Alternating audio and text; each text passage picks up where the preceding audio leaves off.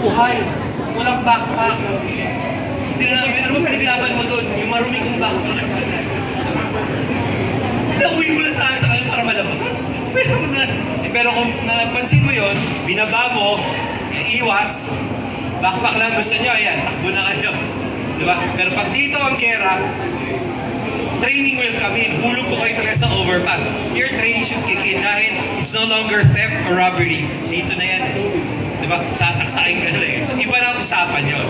Okay? Educate yourself and learn basic skills in all of your survival. Yan. Kahit sabihin nila, oh yeah, survival situation, pag tumakbo, takbuhan tayo sa gubat. Ano tayo doon? O ngayon, gutom ka na, ano gagawin mo?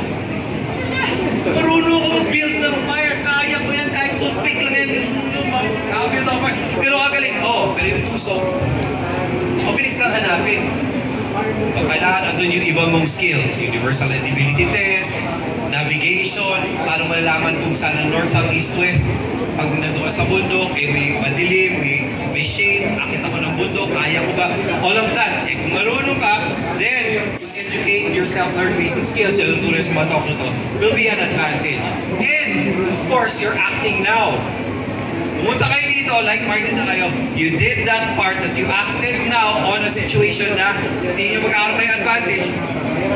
Don't learn CPR tomorrow. Try to learn it today. Tanong yung si Mom namin, paano gamitin itong defibrillator? Paano yan?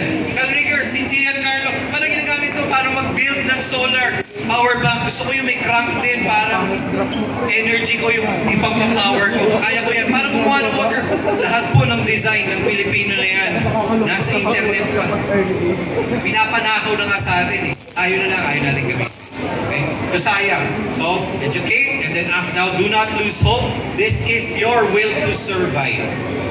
Okay? Please have the will to survive and always remember that your survival will always depend on you. Pag buhay kayo, yung mahal nyo sa buhay, mas mataas din ang chance na mabuhay. Okay? Mataas din ang chance nilang mabuhay. Kasi ikaw ang nag-prepare, no? And then, extend it to them. Ano ginawa mo? Tulungan mo naman ako niyan. You become viral as well. You're helping others. Right? So, dahil ito po, may predator, sana po, ganito na lang talaga yung sitwasyon eh.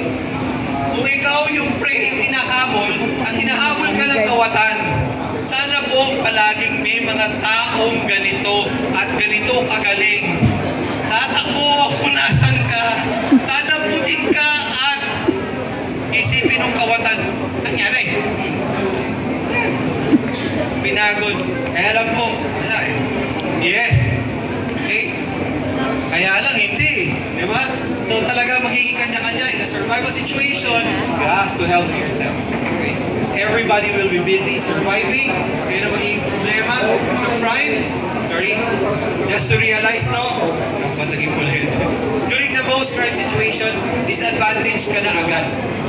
Alam nila yung lugar, alam nila dito madilim,